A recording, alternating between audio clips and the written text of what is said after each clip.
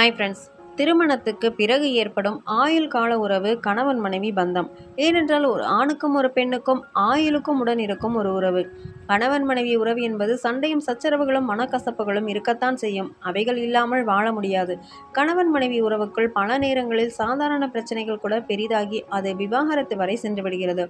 கணவனும் மனைவியும் இருவருமே சில விஷயங்களை கடைபிடித்தால் சண்டை சச்சரவுகள் என்பதே இல்லை என்பதற்கு சில யோசனைகள் இதோ.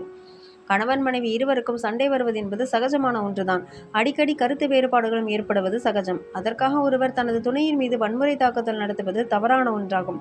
இதுபோன்ற துணையின் மீது வன்முறை தாக்குதல் நடத்துவது பாதுகாப்பு மற்றும் நம்பிக்கையின் உணர்வை பாதிக்கக்கூடும். மன மற்றும் உணர்ச்சி ரீதியான துஷ்பிரயோகமும் இதனால் ஏற்படும். மேலும் இதனால் இருவரது சுயமரியாதைக்கு இழுக்கு ஏற்படும். கணவன் மனைவி உறவில் வெறுப்பு இருக்கக்கூடாது. அப்படி வெறுப்பு இருந்தால் அது வலி, கோபம் மற்றும் எதிர்மறை எண்ணங்களை ஏற்படுத்தும். வெறுப்புணர்வை வைத்திருப்பது உங்கள் கணவன் மனைவியின் ஆழ்மனதில் தவறான சிந்தனையை ஏற்படுத்திவிடும்.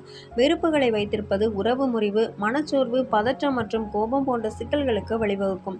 புண்படுத்தும் நிகழ்வுகள் அல்லது நடத்தை குறித்து கசப்பாக மாறாமல் இருக்க உங்கள் உணர்வுகள் மற்றும் உணர்ச்சிகளை உங்கள் துணையிடம் வெளிப்படையாக பேசுங்கள். உங்கள் கணவனை அல்லது மனைவியை ஒருபோதும் உங்கள் முந்தைய உறவோடோ அல்லது வேறொருவரின் உறவோடோ பேசாதீர்கள். அப்படி நீங்கள் அவர்களை வேறொருவருடன் ஒப்பிட்டு பேசினால் அவர் மிகவும் மன உளைச்சலுக்கு ஆளாகி விடுவார். அப்படி நீங்கள் உங்கள் துணையை மற்றவருடன் ஒப்பிட்டு பேசுகிறீர்கள் என்றால் அவர்கள் செய்யும் தவறுகளை மட்டுமே தான் நீங்கள் உற்று நோக்குகிறீர்கள் என்பதை வெளிக்காட்டுகிறது. இதனால் உங்கள் கணவன் மனைவி உறவில் பெரிய அளவில் சிக்கல் ஏற்படும். உங்கள் கணவன் அல்லது மனைவியின் தொலைபேசி அல்லது பிற சாதனங்களை அவர்களுக்கு தெரியாமல் பார்ப்பது மிகவும் தவறான செயலாகும். இது உங்கள் துணையின் தனியுரிமையை மீறக்கூடிய மோசமான செயலாகும்.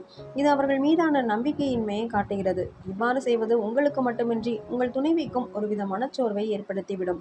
இது போன்ற சந்தேக கண்ணோட்டத்துடன் உங்கள் துணையின் செயலை உற்று நோக்குவது தவறான புரிதலை ஏற்படுத்தும்.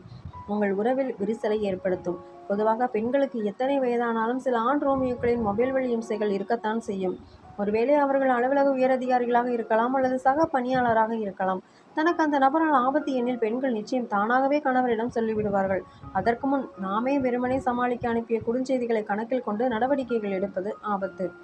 உங்கள் துணையின் சில பழக்க வழக்கங்கள், ஆடை தேர்வுகள் மற்றும் உங்கள் துணை யாருடனாவது பேசினால் அவர்களை கட்டுப்படுத்துவது போன்ற செயல்களை நீங்கள் செய்யக்கூடாது. இப்படி அவர்களின் விருப்பம் எல்லாவற்றிலும் நீங்கள் மூக்கை நுழைத்தால் அது அவர்களை சுதந்திரமாக செயல்பட அனுமதிக்காது. பொதுவாக யாரும் யாருக்கும் அடிமை கிடையாது.